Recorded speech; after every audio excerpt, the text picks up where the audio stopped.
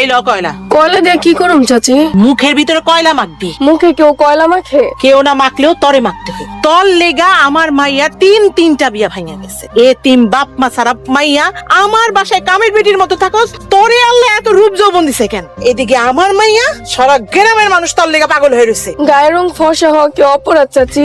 আমি তো কোনো রূপচর্চাও করি নাই। আল্লাহ যদি আমারে ফর্সা বানায় এতে কি আমার দোষ, নাকি এতিম বলে আমার সৌন্দর্য থাকা অপরাধ? তোর মায়েও আছিল এরকম, রূপের ঠালা সামনে যাওন যাইতো না। তুই তোর মায়েরে খাইছো, তোর লেগা আমার মাইয়ার কপাল পুড়ছে। আমি চাই না আমার শেফালির আর কোনো বিয়া ভাঙুক। তুই কালকে তোর এই ফর্সা অপয়া মুখটা নিয়ে সামনে আবি না। এই ধর কলা ধর।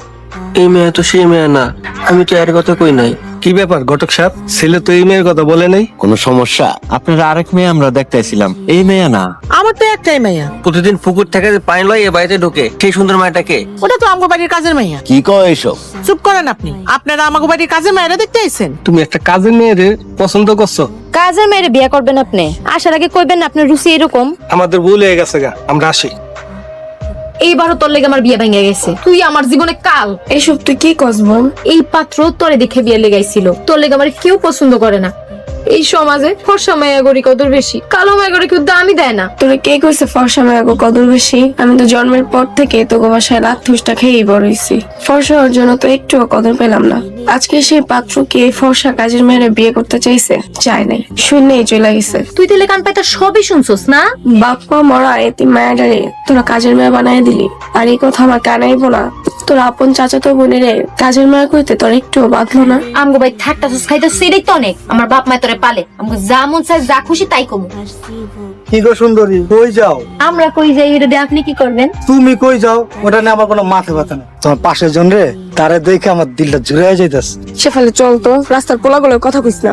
এমন করে কেন সুন্দরী? রাখলে তোমারে আরো সুন্দর দেখায়। তাড়াতাড়ি চল। আমার তো ভালোই লাগতেছিল। আমার লেগে যদি কেউ কোনোদিন এমন রাস্তায় দাঁড়ায় থাকতো, প্রেম নিবেদন করতো। এইটা তো রাজপুত্র। তুই সত্যি বলে আমার বিয়ে করতে রাজি গো মা? রাজি হইব না কেন? যারা কইছিল তোর কোনোদিন বিয়া হইব না, তাগো আমি দেখাইছি। চাচি আসো। হাই দিচাই। চাচি আমার ডাকছে। শোন, আগামী শুক্রবার তোরা শেফালির বিয়া। বাসায় অনেক মানুষ জানাইব, ঘর দর পরিষ্কার করে রাখিস। আমার বিয়া? কার লগে চাচি? যার লগে বিয়া ঠিক করছি হের লগে তোর বিয়া। আমি আর তোর চাচাই তোরে পাইলা লেলা বড় করছি। আমরা তোর গার্জিয়ান না? বিয়ার দিন দেখবি কার লগে বিয়া। চিন্তা করিস না, মায়ের তোর লেগে ভালো পোলাই জোগাড় করছে। সামনে শুক্রবার তুই আর আমি বউ হবো। আমার যে কি মজা লাগতেছে। তুই তো তোর চাষির ছিলস, আজ পর্যন্ত তার মুখের উপরে কথা বলার কেউ সাহস পায় না।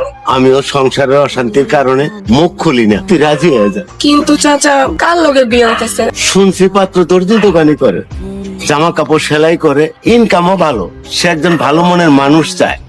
আমার মনে হয় পোলাটা ভালো হইব। তুই রাজি হয়ে যা মা। আপনাদের মুখের উপর কোনোদিন কিছু কই নাই। আপনারা যা করবেন আমার ভালোই জন্যই করবেন, আমার কোনো আপত্তি নেই।